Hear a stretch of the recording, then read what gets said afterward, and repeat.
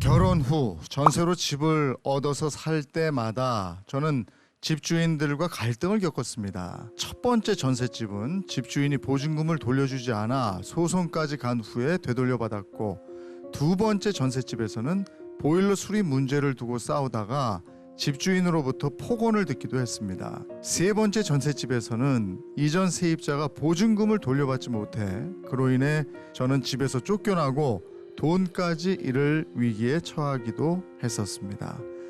대한민국에서의 전세살이 정말 너무 힘듭니다.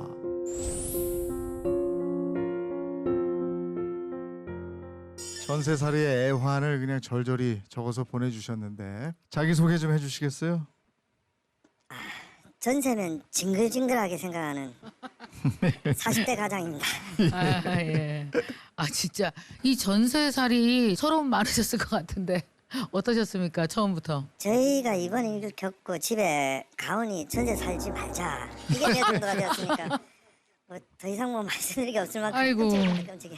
네. 그러니까 신혼 첫 꿈을 꾸고 시작한 그 집 전세로 시작하셨나 봐요. 예. 근데 그 집부터 문제가 생겼다고요? 이제 나가기 한 2달 전에 저희 나갑니다. 네. 이렇게 말씀을 저희가 드렸고 그 당일날 이제 전세금 주셔야 됩니다 이랬더니 아 갔다 와서 주겠습니다 이러면서 등산을 나가시더라고요. 집주인께서요. 네. 그래서 저희는 어쩔 수 없이 이삿짐 다 옮기고 난 뒤에 달라 네. 그랬더니 뭐 새로운 사람이 들어오면 주겠다. 아이고, 예. 이삿짐 다 옮겼는데. 예. 하도 안 주시길래 네. 이제 언성이 높아지면서 이제 싸움이 이제 점점 됐죠 이게. 네. 새댁이 자기한테 욕을 했다 못 주겠다 뭐 이런 식으로 좀 나오시더라고요. 어이구. 그 아저씨 분께서 와라 오면 주겠다. 그 집을 방문해서 제가 좀 달라 이렇게 말씀드리니까 그 아주머니께서 왜 내 돈을 저것들한테 주냐. 왜? 못 주겠다 이러면서 그 자리에 누워가지고 딱 아이고. 저놈 나도 왜 돈을 줘 이러면서. 그래요? 이게 왜 자기 돈이야? 참 그러게. 신기한 사람들. 그래서 이제 그 문제로 이제 임차권 등기 명령도 걸고 소송까지 가서 네. 겨우 받아내고 첫 번째는 그렇게. 아니 근데 지금 운이 없었네요. 말은 웃으면서 하시지만 결국은 소송까지 가서 예, 돌려받은 거예요? 예. 약간 이상한 관례처럼 돼 있는데 이게 전세금 보증금 빼달라고 하면 다음 집사람 들어오면 줄게요. 법적으로 말이 안 되는 얘기예요. 계약 기간이 끝나면 나는 그냥 건물을 인도해 주면 되는 거고 네. 그중에 보증금을 줘야 되는 의무가 있는데 예. 예를 들면 새로운 집을 구해야 되느라고 내가 돈이 더 추가적으로 들어갈 수 있잖아요. 네. 당연 돈이 없으니까 대출 받는 경우도 생긴단 말이에요. 네. 그럼 그것까지 청구할 수 있어요. 아. 왜냐하면 내가 원래는 그냥 받아가서 정상적으로 했으면 그 돈 안 들어도 되는 건데 그렇죠. 그 이자 상당에 대해서는 네. 내가 이제 어차피 손해를 본 거잖아요. 그렇지, 그렇지. 그러니까 그거에 대해서는 너가 물어줘라라고 할 수 있단 말이에요. 예. 근데 보통의 경우에는 근데 그걸 다 청구 안 하세요. 네. 그런 것까지 다 하시는 게 맞고요. 그러면 어쨌든 첫 번째 전셋집은 그렇게 해서 마무리가 됐고, 예. 그럼 두 번째도 문제가 있었어요? 두 번째는 법적인 문제는 없었습니다. 네. 네. 들어가고 한 열흘 만에 겨울에 보일러 메인 기판이 고장이 났더라고요. P10이라고. 해주셔야 된다. 그래서 일단 저희가 수리를 하고 돈을 저쪽에 받으시라. 자기 주겠다. 이렇게 네. 말씀하셔가지고 당연히 줄 줄 알고 기다렸더니 한 달 동안 이제 주지 않으셔가지고 보일러 기사분 또 이제 화가 나신 거지요. 네. 와서 이제 가스 밸브를 잠가버리시더라고요. 아, 돈을 안 주니까. 예. 한겨울에 참 시원하게 저희가 좀 보내십니다. 그래서 이제 그게 이제 끝이 아니고 들어가면서 욕조 오래된 것도 저희가 고치고 수도관 또 파일이 됐는데 그건 원래 일반적으로 임대인이 하는 게 맞다고 들었는데 네. 저희도 쓰다 보니까 이게 터진 거라서 저희 돈을 고쳤거든요. 따로 얘기하지도 않을 만큼. 네. 근데 보일러는 자꾸 고장이 나고 항상 고장이 나면 P12가 고장이 나니까 어차피 해주십시오 이랬더니 집 빼라고 나가라고. 아, 그래요? 이제 감정으로 나오네. 예. 그러면 이사비를 달라. 예.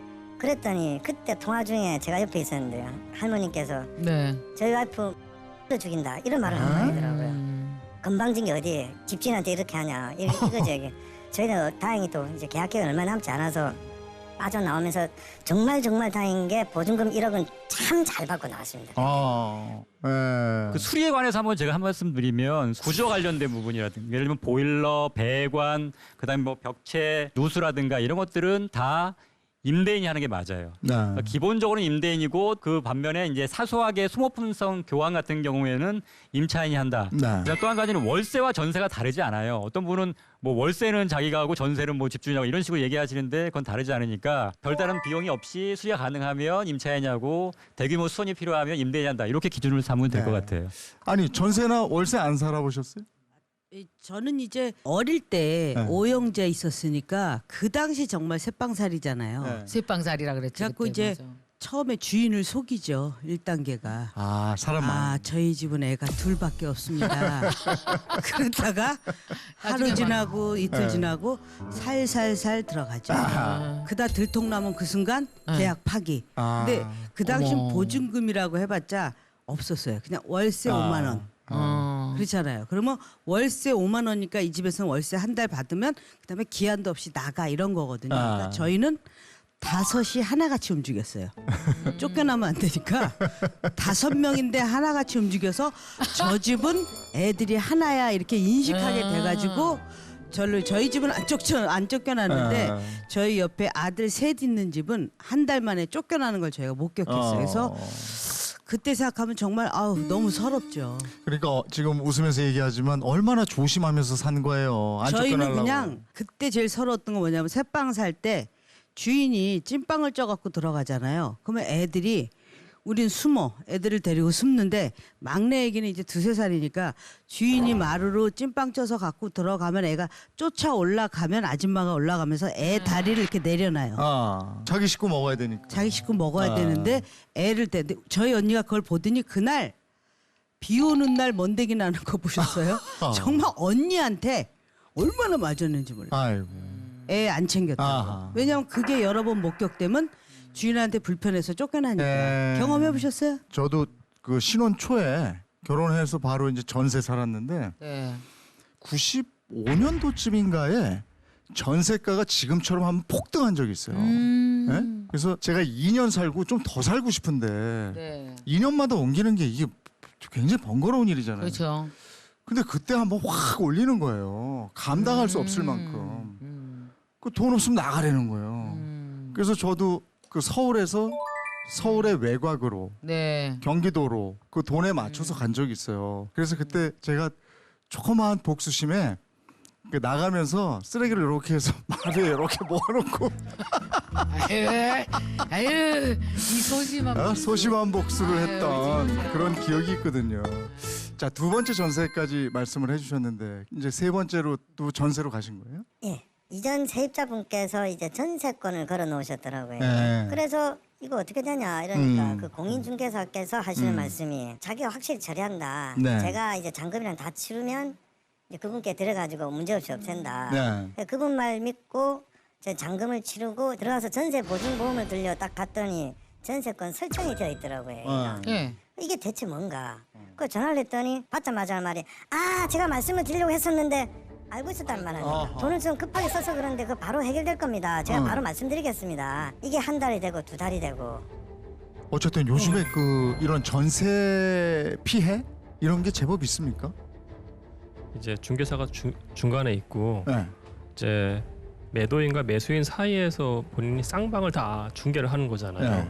그러면 이제 그 중에 일방이 이 중간에 있는 사람과 뭔가 짜고 친다면은 한쪽은 솔직히 속일 수가 있는 거거든요. 네. 제가 봤을 때는 그런 가능성이 없지 않나가 좀 생각이 들어서 네. 그 부동산이 뭐 월세를 계약한다고 해도 보증금이 뭐 몇백에서 1,000 넘어갈 수도 있잖아요. 굉장히 큰 돈이거든요. 그럼요.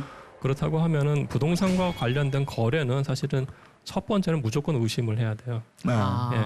관련된 모든 것들을 의심을 해야 돼요. 그러니까 합리적 의심을 꼭 해야 됩니다. 네. 의심. 알겠습니다. 사실 제도적으로 좀 부족한 부분도 있어요. 목돈을 사실은 집주인한테 맡기는 거잖아요. 네. 근데 맡기는 사람이 어떤 사람인지 전혀 알지 못해요. 그냥 나중에 문제가 되면 그냥 네가 알아서 받아내라. 이렇게 지금 맡겨놓고 있는 상태란 말이에요. 그러니까 이거는 좀 문제가 있는 것 같아요. 맞아요. 사실은. 그래서 이거는 좀 제도적으로 임차인만 월세 안 주는 거에 대해서 뭐라고 할 게 아니라 임대인이 사실은 그 보증금 돌려주지 않는 거에 대해서는 크게 뭐라고 또 안 해요. 그냥 뭐 다음 사람 받아서 주면 되는 거 아니냐라는 식으로 넘어갈 뿐인 거지. 이 사연자들 같은 경우에도 집 평생 모은 전 재산이란 말이에요. 사실은. 맞아요. 이걸 날릴 수도 있고 이런 아주 중요한 문제인데 그냥 개인적으로 알아서 해결하라. 이건 좀 무책임한 면이 있는 것 같아요. 그래서 그런 것들은 좀 제도적으로 좀 정비가 돼야 될 것 같고. 저는 또 많은 세입자분들에게 꼭 드리고 싶은 말씀이 내가 뭐 5천만 원이건 1억을 주고 산 내 법적 권리예요. 여기서 살겠다는. 그래서 당당하셨으면 좋겠어요. 네. 근데 당당하려면 법적으로 공부하셔야 돼요. 왜 우리는 생애 가장 비싼 물건인 집을 사면서 왜 한 3년 정도 공부를 안 한 걸까요? 사실 반드시 해야죠. 사실 그죠? 단일 재화라서 공부해야 제일 돼요. 큰 거고 주식만 하더라도 몇백만 원 거래할 때 그 기업에 대해서도 분석을 하고 기업이 속한 시장까지 공부를 하잖아요. 주식은 그렇게 남의 회사 공부를 하면서. 사실 우리나라 사람들이 이제 다른 그 관점에서는 부동산은 사는 게 아니고 사는 공간이란 말도 하잖아요. 네. 그럼 그런 관점에서 보면 아예 바잉하는 게 아니기 때문에 아예 그 마켓은 공부를 안 할 수도 있을 것 같아요. 근데 사실 저는 지금 뭐 금융에 대해서도 공부를 하는 거고 예. 부동산에 대해서도 공부를 굉장히 많이 해야 돼요. 네. 근데 지금도 많은 분들이 전세 또는 월세 살고 계세요. 그분들에게 이런 거 꼭 확인하시고 요거 주의하시고 요렇게 하세요라고 좀 얘기 좀 해주실 필요가 있을 것 같아요. 꼭 드리고 싶은 말씀이 공인중개사를 무조건 믿지 마라. 예. 이렇게 꼭 말씀드리고 싶습니다. 그리고 두 번째로 저희 집 가훈인 전세 살지 말라. 꼭 말씀드리고 싶습니다. 저는. 불안해지셨죠? 그동안 얘기 좀 하시니까. 불행하려면 얘기 좀 더 하고 싶습니다. 아직 멀었습니다. 지금 할 말 정말 많은데 지금. 예. 아이고 오늘 얘기 나눠주셔서 고맙습니다. 네, 감사합니다. 고맙습니다. 감사합니다.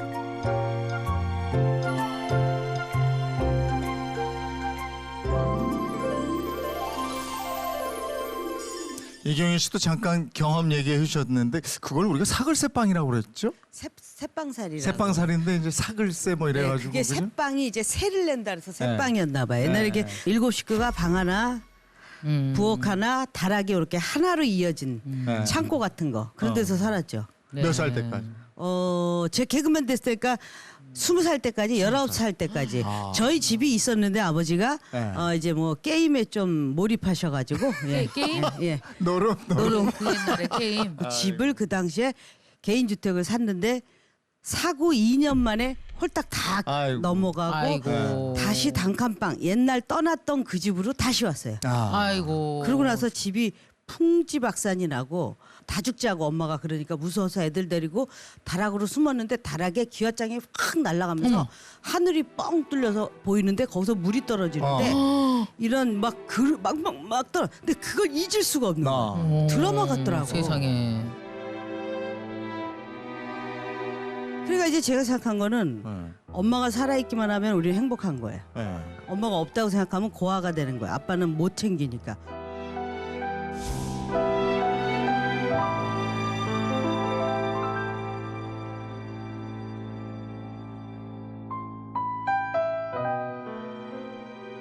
근데 엄마를 살리려면 어떻게 해야 되냐면 제가 제 학비라도 벌어야 우리 엄마가 돈 때문에 막 이상한 행동이 안 되니까 알바해갖고 수세미 팔고 뭐 이렇게 해서 집집 돌면서 수세미 네, 팔고 수세미도 팔고 1,000원에 팔면 300원을 주거든요. 학생증 맡기고 동생하고 같이 다니다 뭐 수희 아저씨한테 걸려가지고 잡상인이라 그래갖고 애들을 수희 경비실에다가 그 당시에 여기는 안 돼 이렇게 했으면 되는데 그걸 왜 4시간씩이나 애들을 어린 마음에 얼마나 서러웠겠어요. 근데 그때 그러게. 제가 까먹지 않고 기억한 건 세상은 성공해야 내가 살아갈 수 있구나라는 거 아주 머리에 아주 그렇겠어요. 인식이 됐으니까 그분이 제 은인일 수도 있어요 사실은 좋게 생각하면 그래서 악착같이 살아냈고 성공하려고 했죠. 개그맨으로 잘 나가면서 돈 벌어서 집도 사고. 그러면 한매 쳐서 집부터 딱 샀겠네. 450만 원짜리 지하 반지하에서 살다가 제가 돈 벌면서 17평짜리 아파트 사고 그 다음에 1년 뒤에 또 33평 아파트 가고 그 다음에 현찰 아버지가 축적하시고 네. 그러다 주식하셔갖고 제가 한 10년 만에 벌은 돈을 다 날리셨죠. 날리시고. 아이고.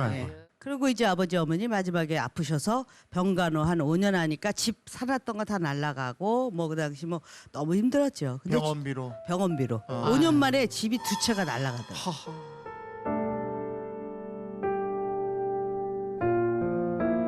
그래서 제가 그때 깨달은 게 사는 거에 집은 개인 주택이든 새빵이든 엄마가 편안하고 아빠가 별일 없으면 그게 행복이구나. 저는 어릴 때부터 느껴서 정말 뭐랄까 성실하고 가정이 가장 중요한 거라고 생각을 했는데도 불구하고 그게 마음대로 안 되더라고요 인생이.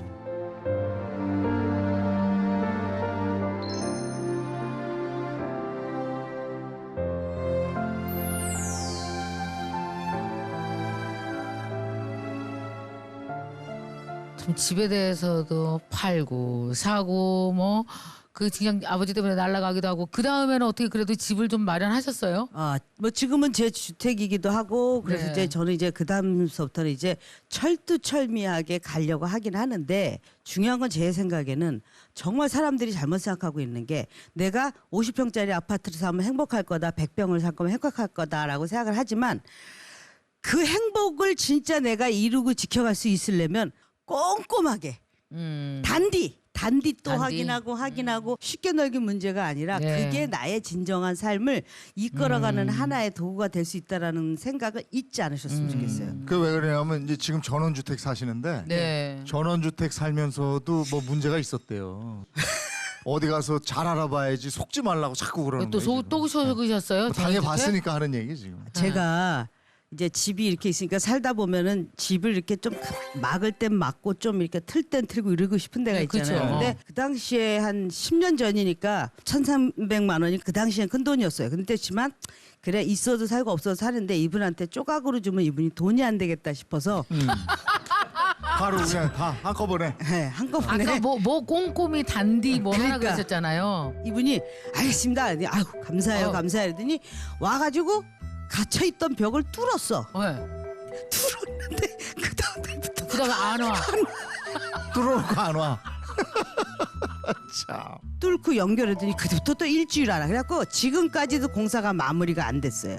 집 사고 뭐 집 계약하고 인테리어 하고 이런 거 다 꼼꼼히 살펴야 되더라고요. 영상 편지 하나 남겨도 될까요? 네? 영상 편지. 영상 영상 편지 편지 누구한테? 남겨. 그 업자한테?